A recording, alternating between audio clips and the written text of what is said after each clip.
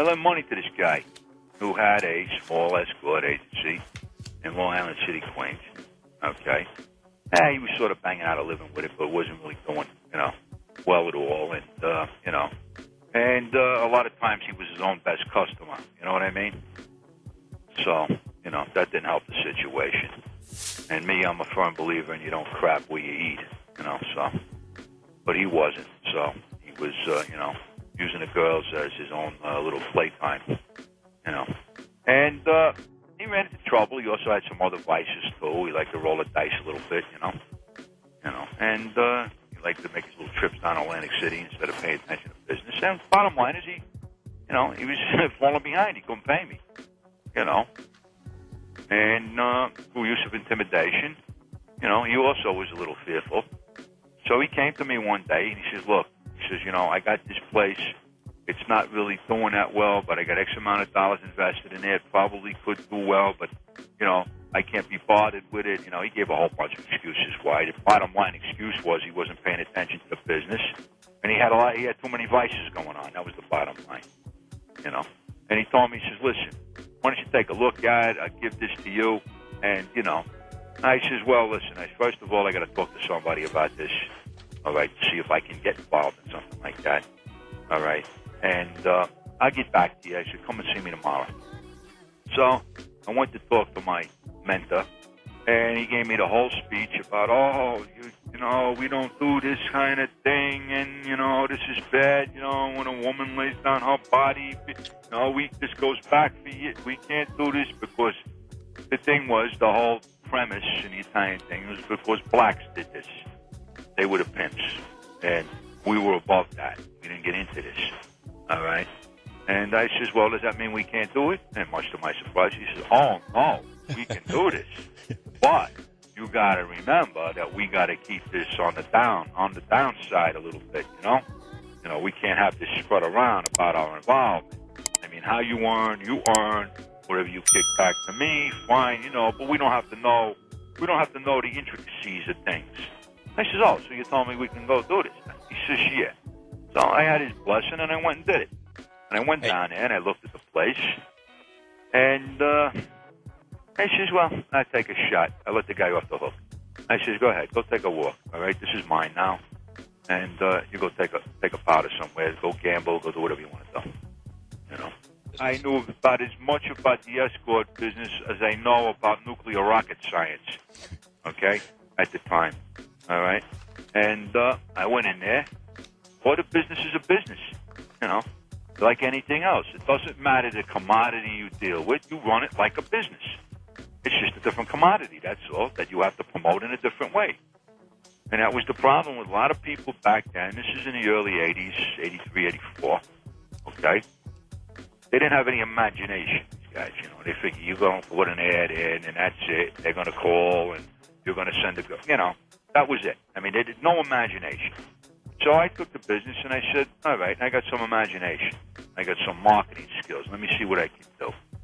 So I started out with putting ads in various adult publications saying, if you're a new customer, you get a free bottle of champagne. I had little bottles of champagne.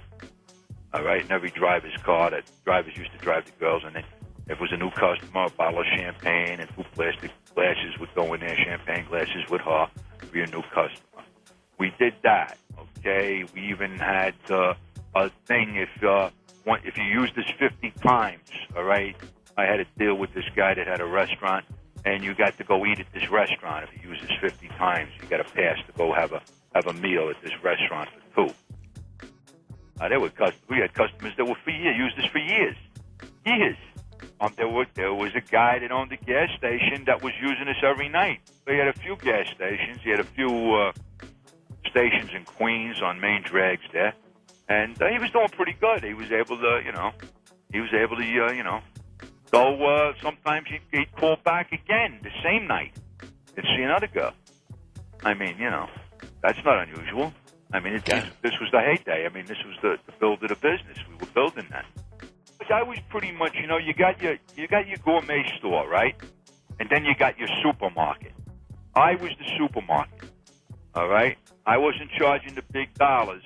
I was working on volume. That's what I was working on, volume, all right, to make my dollars. I was going at that time, you're talking the early 80s now, at that time you didn't have many agencies around, especially ones that serviced the outer boroughs, not just Manhattan, okay? All right, there were quite a few of them in Manhattan, all right, but a lot of them wouldn't travel. You know, they wouldn't do Long Island, they wouldn't do Jersey, they wouldn't do Westchester. You know what I'm saying? So there were very few borough agencies.